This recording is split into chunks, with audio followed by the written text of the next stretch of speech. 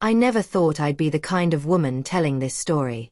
I never imagined that a single conversation over dinner could destroy everything I believed about my marriage, my family, and myself. But here I am, and what happened next changed my life forever in ways I could never have predicted. My name is Sarah, I'm 34 years old, and until 6 months ago, I thought I had the perfect life in Austin, Texas. My husband Michael and I had been married for 9 years. We met in college, fell in love like you see in the movies, and built what I believed was an unshakable foundation. We had a beautiful house in the suburbs, good jobs, and were finally trying for the baby we'd always dreamed of. Everything seemed perfectly aligned, like pieces of a puzzle that had finally come together after years of hard work and dedication. If you're enjoying this story and want to hear more real-life confessions like this one, please hit that subscribe button.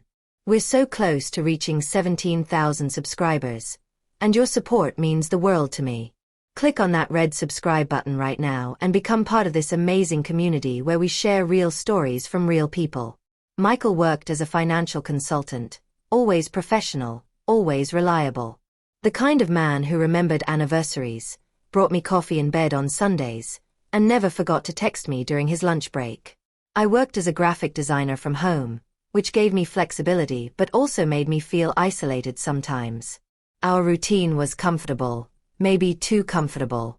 We'd gotten into that space where married couples exist more than live, you know what I mean?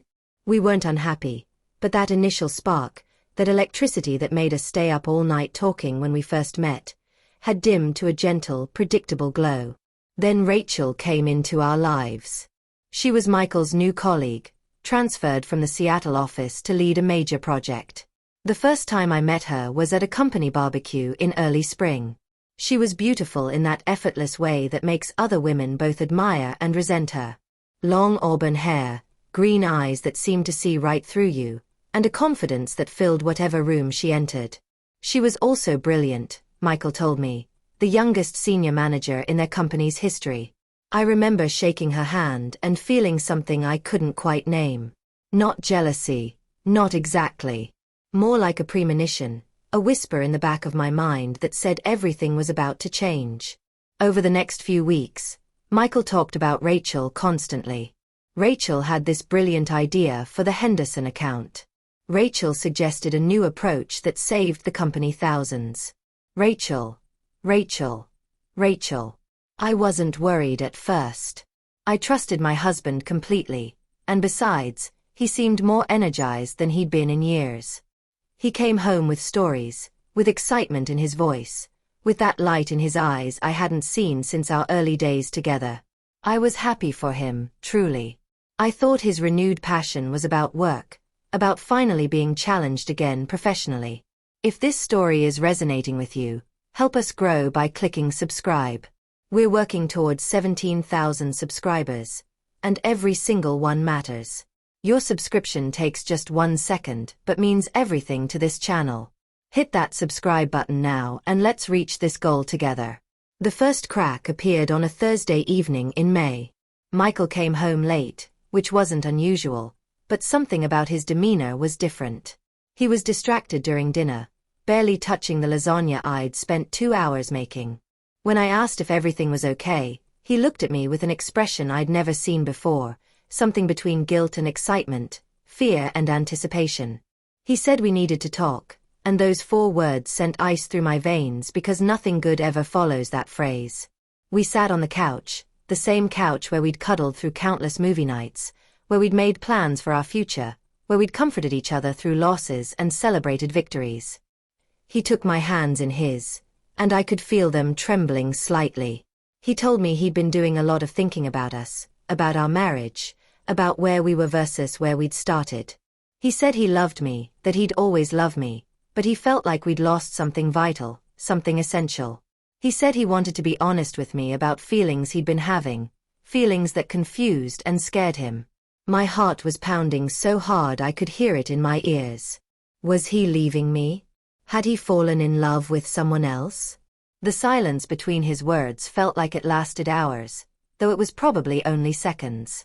Then he said Rachel's name, and my entire world tilted on its axis. He told me that he'd developed feelings for Rachel. That they'd been spending so much time together on the project, working late nights, grabbing dinners to discuss strategy, and somewhere along the way, something had shifted. He insisted nothing physical had happened, and I believed him because Michael had never lied to me in 9 years of marriage. But he said the emotional connection was undeniable, and he didn't know what to do about it.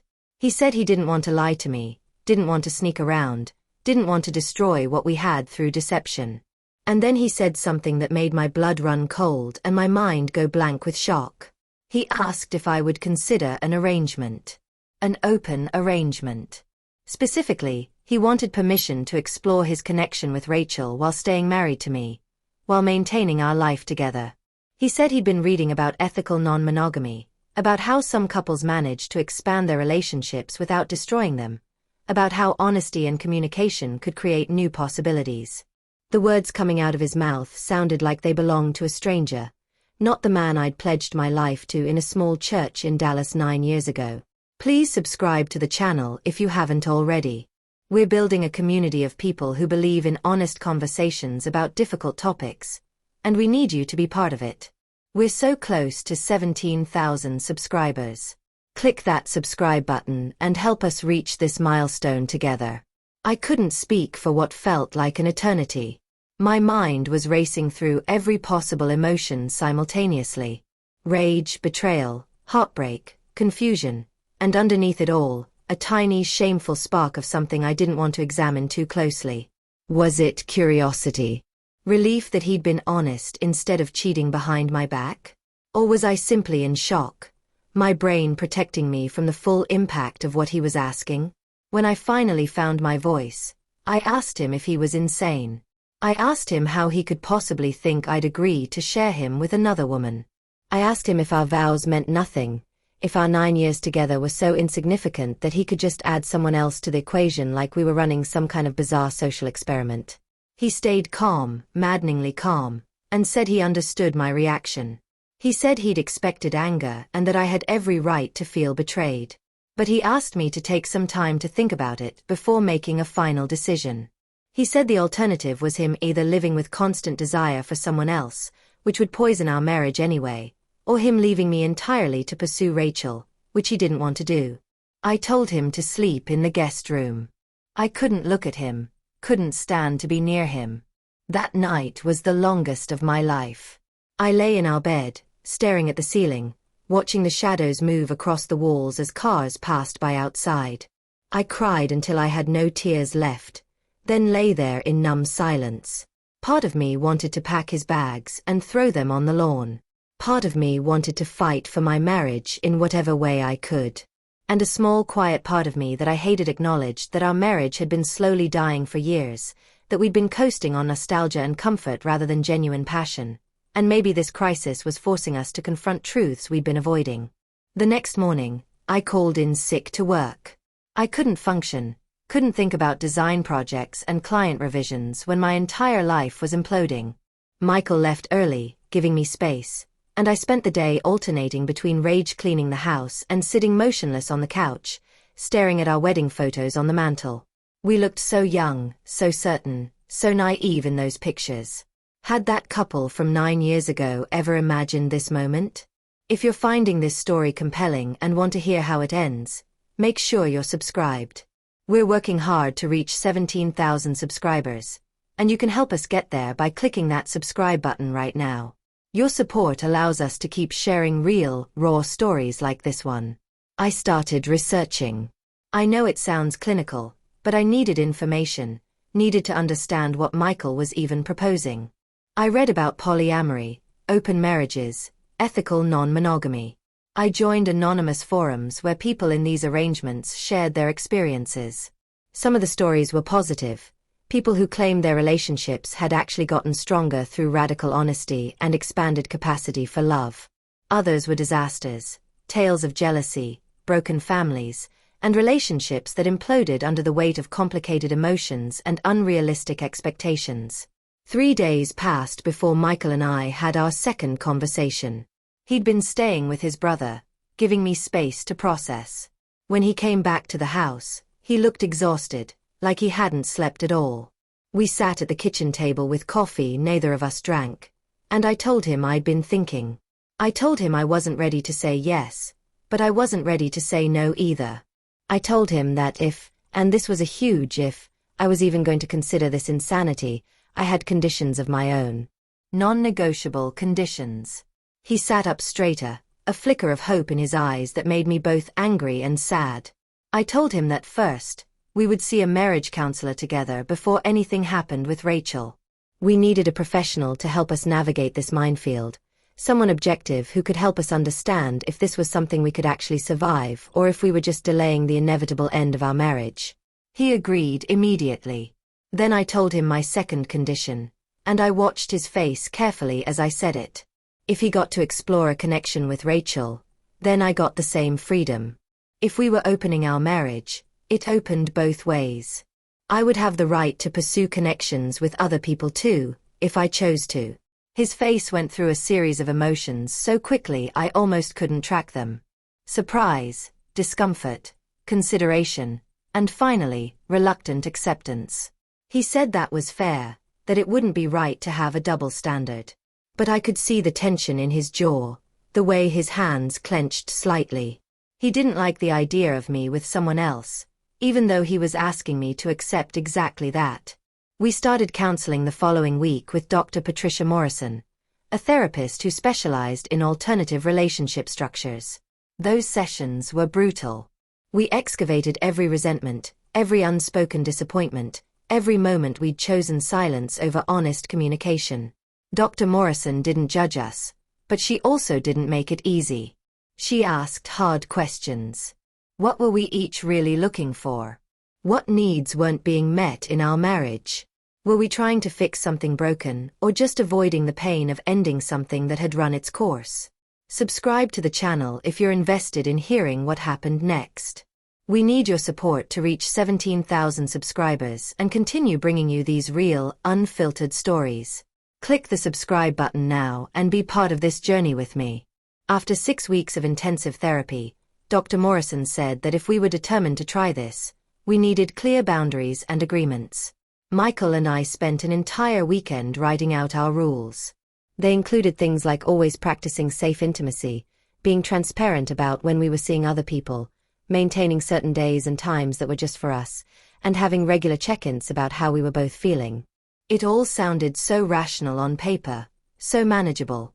Looking back now, I realize how naive we were, thinking we could control something as wild and unpredictable as human emotion with a list of rules. Michael started seeing Rachel officially in late July. He told me the night before his first date with her, and I spent that entire evening feeling like I was going to throw up. I took a long bath, drank half a bottle of wine, and texted my sister Emma in Phoenix, though I couldn't bring myself to tell her the full truth about what was happening. How do you explain to your family that you've agreed to share your husband with another woman? They'd either think I was a doormat with no self-respect or completely insane. Maybe both. When Michael came home that night around 11, I pretended to be asleep. I heard him moving carefully around the bedroom, trying not to wake me. I could smell her perfume on him, something floral and expensive that made my stomach turn. He climbed into bed beside me, and I lay there rigid, every muscle in my body tense, wondering if this was what the rest of my life would look like. Wondering if I'd just made the biggest mistake of my existence. But here's where the story takes a turn I never expected. 2 weeks after Michael started seeing Rachel, I met James. I wasn't looking for anyone. I wasn't even thinking about exercising my right to see other people. I'd agreed to that condition mainly to keep things fair, not because I actually wanted to pursue anyone else. But sometimes life has a way of throwing curveballs when you least expect them. I met James at a coffee shop in downtown Austin where I sometimes worked when I needed a change of scenery from my home office. He was a photographer, recently divorced, new to the city. He asked if he could share my table because the place was crowded, and we ended up talking for 3 hours. There was something about him that put me at ease immediately. He was funny and kind, and he had this way of really listening when you talked, like your words actually mattered. When I finally left, he asked for my number, and I found myself giving it to him before I could overthink it. Make sure you're subscribed to see how this situation develops. We're almost at 17,000 subscribers, and your subscription makes a real difference. Hit that red subscribe button now and stay tuned for the rest of this story. I didn't tell Michael about James right away, which I know violated our transparency agreement. But I needed something that was just mine, something he didn't know about and couldn't analyze or have opinions about. James and I texted constantly over the next week, silly messages that made me smile for the first time in months. He didn't know I was married at first. When we met for coffee again, I told him the truth, the whole complicated truth. I expected him to run, to say this was too messy and he didn't need that kind of drama in his life. Instead, he looked at me thoughtfully and said that honesty like that took courage, and he respected it. He said he was interested in getting to know me, whatever that looked like, with no pressure and no expectations. Michael was away at a conference with Rachel, some work thing in Houston that had conveniently become a romantic getaway. I spent that weekend with James. We went to art galleries, tried a new restaurant, drove out to Hamilton Pool and spent hours just talking by the water. He kissed me as the sun was setting, and I felt something I hadn't felt in years. Not just attraction or excitement, but seen. He saw me, the real me, not the wife who was supposed to be understanding and flexible and modern enough to handle an open marriage. He saw Sarah, with all her doubts and fears and desires, and he didn't look away. When Michael came home from Houston, I told him about James. I watched as the same emotions I'd felt when he told me about Rachel played across his face. The theoretical agreement to an open marriage suddenly became very real for him when it wasn't just about his freedom but mine too. He asked questions. What did James do? How did we meet? How far had things gone? I answered honestly, watching him struggle with feelings he didn't want to admit. Jealousy. Possessiveness. The uncomfortable realization that what's fair in theory feels very different in practice. The next 3 months were chaos. Michael was splitting his time between me and Rachel. I was splitting my time between Michael and James. Our carefully constructed boundaries started showing cracks almost immediately. Michael would get quiet and distant after I spent an evening with James. I would feel nauseated when I knew he was with Rachel. We'd have moments of connection, nights where we'd hold each other and remember why we'd fallen in love in the first place, followed by days of barely speaking as we each dealt with the reality of what we'd created. Dr. Morrison warned us that this might happen. She said that opening a marriage rarely fixes the underlying problems and often just makes them more visible and more painful. But we were stubborn, committed to making this work, terrified of admitting we'd made a mistake. Then Rachel got pregnant. Michael told me on a cold November evening, just as the first frost was settling over Austin. We were supposed to be having one of our dedicated date nights, something we'd maintained to keep our primary relationship strong. Instead, he sat across from me at our favorite Italian restaurant and delivered news that shattered what was left of my world. If you're still with me in this story, please subscribe to the channel. We need to reach 17,000 subscribers, and your support is everything. Click subscribe right now and let's build this community together. Rachel was 12 weeks along. She and Michael had been careful, or so they thought, but apparently not careful enough. She wanted to keep the baby. And here's the part that broke me completely. Michael wanted her to keep it too. He sat there, my husband of 9 years, and told me he was going to be a father with another woman. The baby we'd been trying for, the future we'd planned, was happening, just not with me. It was happening with her. I don't remember much of what happened next. I remember standing up from the table. I remember people staring as I walked out of the restaurant. I remember sitting in my car in the parking lot, shaking so hard I couldn't get the key in the ignition. I remember calling James and him driving across town to find me, to sit with me, to hold me while I fell apart completely. The following days are a blur of impossible conversations and gut-wrenching realizations. Michael said he still loved me, still wanted our marriage. He said Rachel's pregnancy didn't change his feelings for me, didn't change his commitment to us. But everything had changed. The abstract idea of him with another woman became concrete, became real, became a baby that would tie him to Rachel forever in a way that had nothing to do with whether I was comfortable with it or not. I moved out 3 days later. I couldn't stay in that house, couldn't sleep in that bed, Couldn't pretend anymore that this arrangement was anything other than the slow-motion destruction of everything I'd built my adult life around. I stayed with Emma in Phoenix for 2 weeks, finally telling her everything. She held me while I cried, fed me when I couldn't eat, and didn't say, "I told you so," even though she had every right to. She said that sometimes we have to break completely before we can rebuild into something stronger, something more authentically ourselves. When I came back to Austin, I didn't go home to Michael. I got my own apartment in South Congress, a small one-bedroom with exposed brick and big windows that let in beautiful light. James helped me move in, never pushing, never asking for more than I could give, just being present in a way that felt like grace. Michael and I are technically still married, though we're separated now. We talk, sometimes. Mostly about lawyers and paperwork, about dividing assets and untangling a life we spent 9 years weaving together. Rachel had the baby 3 months ago, a girl they named Elizabeth. Michael sends me pictures sometimes, though I don't know why. Maybe he thinks I want to see. Maybe he's trying to prove he can have it all, can be a father to Elizabeth while still holding on to pieces of us. Maybe he's just as confused as I am about what we've become and what we're supposed to do next. Please hit that subscribe button if you want to follow this journey. We're so close to 17,000 subscribers, and I need your support to keep sharing these real stories. Click subscribe now and be part of this community. The thing nobody tells you about opening your marriage is that you can't close it again, not really.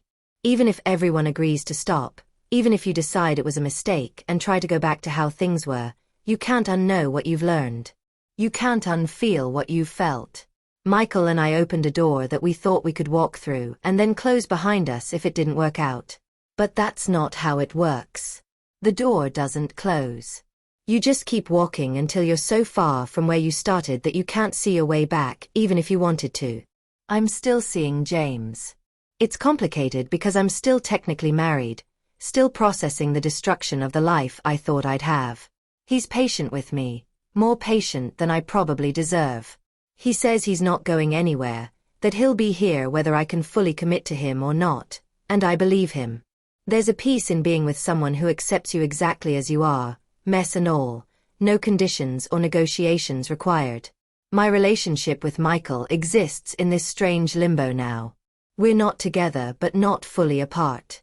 We're divorcing but there's no anger, just this profound sadness for what we tried to do and how spectacularly it failed. Sometimes I wonder if we could have made it work if Rachel hadn't gotten pregnant, if that one event hadn't forced us to confront the impossible reality of truly sharing a life with multiple people. But I think I'm lying to myself when I wonder that. The pregnancy just accelerated the inevitable. We were always heading toward this ending from the moment he first said Rachel's name with that particular tone in his voice. Here's what I've learned through all of this. Love isn't always enough. Communication isn't always enough. Sometimes two people can care about each other deeply and still make choices that destroy what they have. Sometimes being honest about your feelings causes more damage than keeping quiet would have, though I still think Michael was right to tell me the truth instead of cheating behind my back. At least I got to make choices with full information, even if those choices led me here, to this place of beautiful, terrifying uncertainty. I think about the woman I was a year ago, making lasagna and trusting completely in the stability of my marriage, and she feels like a stranger to me now. I mourned her for a long time, mourned her innocence and her certainty. But I'm starting to see that maybe losing her wasn't entirely a tragedy. Maybe she needed to break so I could become whoever I'm becoming now, someone stronger and more honest, someone who knows herself better and won't settle for a relationship built on routine rather than genuine passion. Subscribe to the channel before you go. We're building something special here, a place where real stories get told without judgment. Help us reach 17,000 subscribers by clicking that subscribe button right now. Michael asked me last week if I thought we made a mistake, if I regretted agreeing to open our marriage. I told him the truth. I don't know.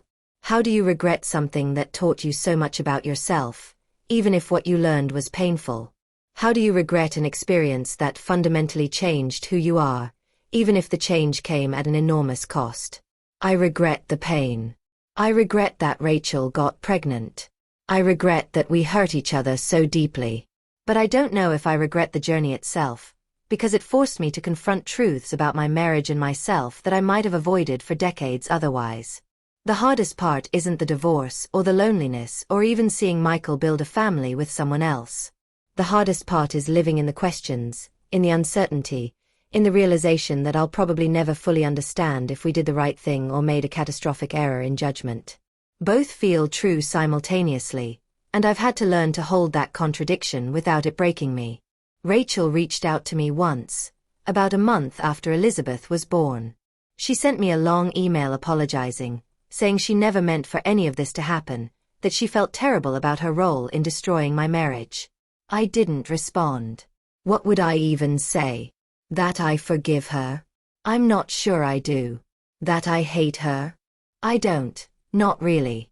She's just a person who fell in love with someone who wasn't entirely available, same as me with James, same as millions of people throughout history. We're all just stumbling through this, making choices that feel right in the moment and dealing with consequences we never fully anticipate. James asked me to move in with him last month.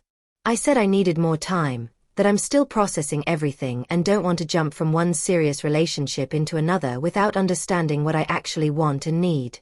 He understood, of course. He always understands. Sometimes I wonder if I'm capable of fully opening my heart to him after everything that happened with Michael, if part of me will always be guarded, always be waiting for the moment when honesty turns into heartbreak again. But he makes me feel safe in a way I haven't felt in over a year, and that has to mean something. I started therapy on my own, separate from the couples counseling Michael and I did.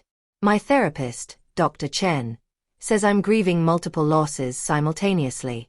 The loss of my marriage, the loss of the future I'd planned, the loss of my identity as Michael's wife, the loss of innocence about how relationships work and what people are capable of. She says grief isn't linear, that I'll probably cycle through anger and sadness and acceptance multiple times, sometimes all in the same day. She's right. Some days I feel strong and certain I made the right choice in walking away. Other days I feel like I'm drowning, questioning every decision that led me here.